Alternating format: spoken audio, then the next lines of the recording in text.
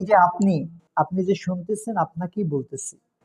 আপনি যে বয়সেরই হন না কেন, আপনার ঘরে যদি একটা বাচ্চা থাকে যে এখন পড়াশোনার বয়স হয়েছে, আপনি একটু তাকায়ে দেখবেন আপনার ঘরের এই বাচ্চাটাকে সুন্দরভাবে শিক্ষা দেওয়ার জন্য আপনার আশেপাশে কোনো প্রতিষ্ঠান আছে কিনা।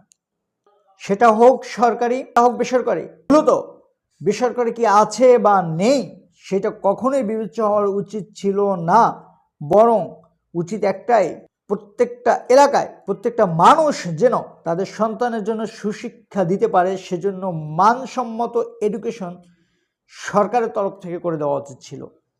আপনার এলাকায় কি সেটি আছে? আপনার আশেপাশে সেটি কি আছে? আমি দেখতেছি না।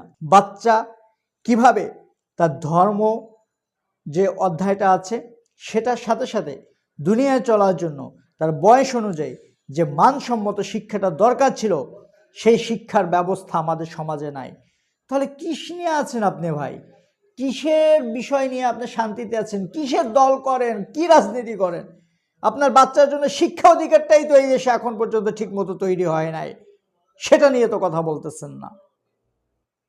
সন্তান মানুষ করার জন্য যা দরকার সেই বিষয়টা নিয়ে আগে কথা বলেন, তারপরে বাকি সব